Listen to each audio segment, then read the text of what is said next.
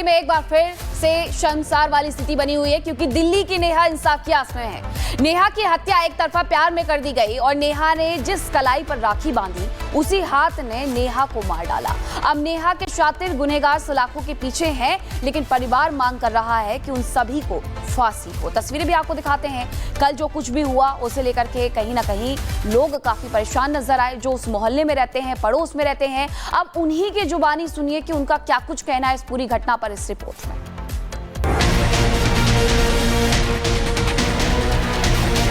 जैसे वो तड़प तड़प के मरी उसने भी फांसी तो हम तीनों बहन भाई मानते तो उसको राखी में बांधी उसके। दिल्ली की नेहा अब दुनिया में नहीं है। ज्योति नगर की नेहा अब जिंदा है तो केवल यादों में और अपनों के दिलों में।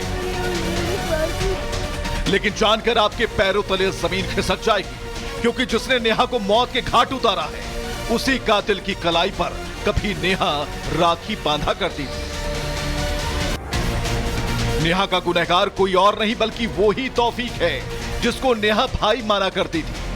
बहन होने के नाते भाई का सम्मान करती थी। लेकिन तौफीक के मंसूबे खतरनाक ही नहीं बल्कि जानलेवा थे, क्योंकि तौफीक की नजर में नेहा बहन नहीं उसकी प्रेमिका थी। नेहा ने तौफीक को आगाह भी किया, समझाया भी, लेकिन जब लव जिहाद की स्क्रिप्ट दिलो दिमाग में फाइनल हो जाती है तो नेहा हत्याकांड जैसी वारदातें सामने आती हैं, जिनको तौफीक जैसे कातिल अंजाम तक पहुंचाते हैं।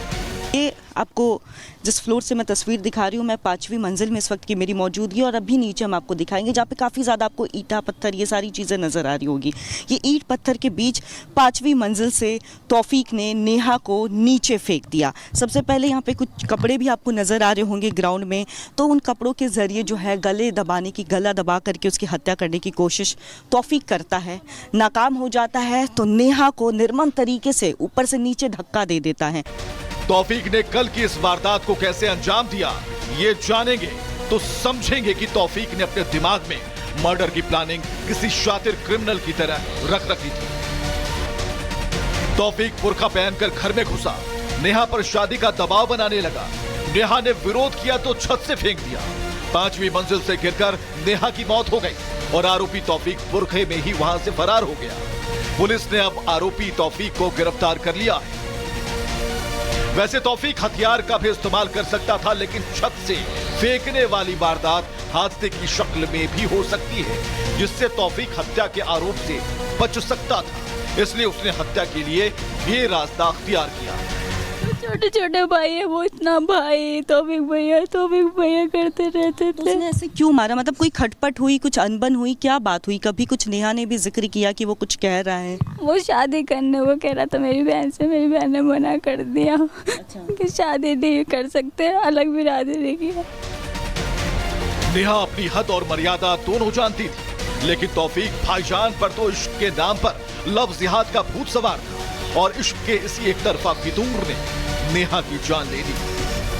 तौफीक को आप लोग पहले से जानते थे? 3 साल से जानते थे जी। जैसे भाई बालक बुद्धि होता है बच्चा, ऐसी थी ये। साथ में जैसे मिल लिए, स्कूल लिए, बस इतना ही था। हम तीनों बहन भाई मानते तो उसको राखी में बांधी उसके। हमारा मुंह नहीं दुखता था, भाई भाई भाई। मेरे खुद से छोटे भाई है, हम उसको ही मानते थे कि हमारे एक बड़ा भाई भी है।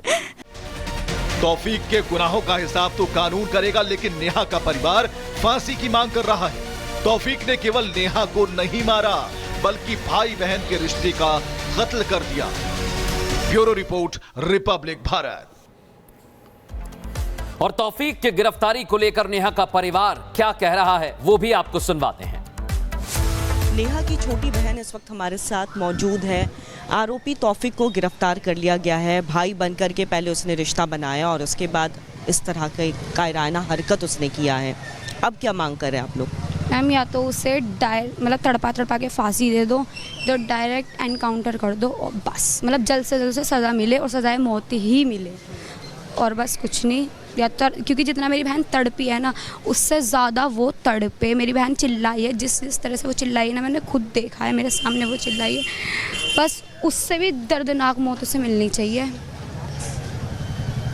आप लोगों से पहले वो आया था रक्षाबंधन के बंधन में वो बंधा, उसके बाद मतलब कभी बातचीत में लगा कि उसके दिमाग में इतनी बड़ी प्लानिंग प्लॉटिंग चल रही? भी नहीं मैम, भनक 1% जैसे कहते हैं ना, 1% चांस नहीं था कि वो कुछ ऐसा करेगा हमारे साथ। लेकिन अब उसके दिमाग में क्या चल रहा था क्या नहीं, उनने एकदम आया अपना रंग दिखाया।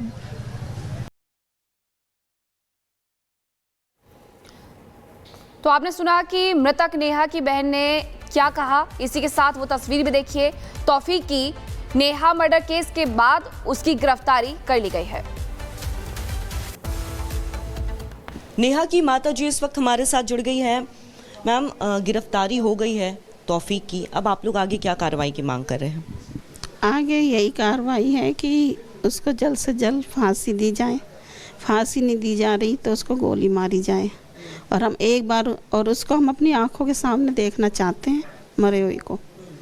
हमें भी पता चले कि हाँ ये मर चुका है। उसके बाद हमारी जो बेटी चली गई है उसकी आत्मा को भी जब शांति मिलेगी, और हमें भी, क्योंकि वो हमारी बेटी बहुत तड़पी, बहुत उसका बुरा हाल हुआ है। तब आप यही मांग कर रही है कि जिस तरह से तड़प तड़प कर आपकी बेटी मरी है, ठीक उसी के आप लोग के सामने तौफीक की भी ऐसी हत्या होनी चाहिए, इनकाउंटर होना चाहिए या फांसी की सज़ा होनी चाहिए। अच्छा, धमकी की बात भी आप बता रही थी कि वो धमकी भी देता था, नेहा को मना करता था कि वो किसी और से बात ना करे, फ़ोन चेक किया करता था। हाँ, फ़ोन भी चेक करता था। मुझे गुस्सा आता, मैंने कहा क्या तू फ़ोन करता रहता है मैंने कहा अपने फ़ोन से फ़ोन देखा कर, इसका क्या देख रहा है, इसके ऑफिस के फ़ोन है, अपने कई अटेंड करने पड़ते हैं, अफसरों से भी बात करनी पड़ती है, मैडमों से भी। तो उसको फ़ोन करता था, जब वो फ़ोन नहीं उठाती थी फ़ोन करता था, फ़ोन कहाँ है इसका फ़ोन। मैंने कहा तू इस बात का कौन होता है, तुझे क्या मतलब है, किससे बात कर रही, किससे नहीं बात कर रही है।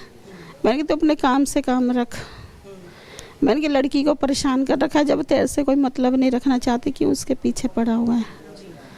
धम ऑफिस में भी करता था। लड़की कह रही मम्मी ऑफिस में फ़ोन करता है, कहता मैं ऑफिस में बोलूँगा, तुझे ऑफिस से हटा दूँगा।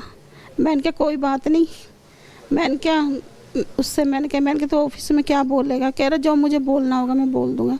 मैंने कहा ठीक है, अगर लड़की के साथ कुछ गलत हुआ या तूने बाल विवाह का करा, मैं तुझे नहीं छोड़ूँगी बिल्कुल भी। पहले ही लग रहा था, शक हो गया था। पहले तो 3 साल वो भाई बन करके आया, रक्षाबंधन में आता था, राखी बंधवाता था। तो फिर ये तंग करना कब से शुरू किया, कितने महीने पहले की बात है, किस तरह से तंग करता था, फ़ोन चेक करता था?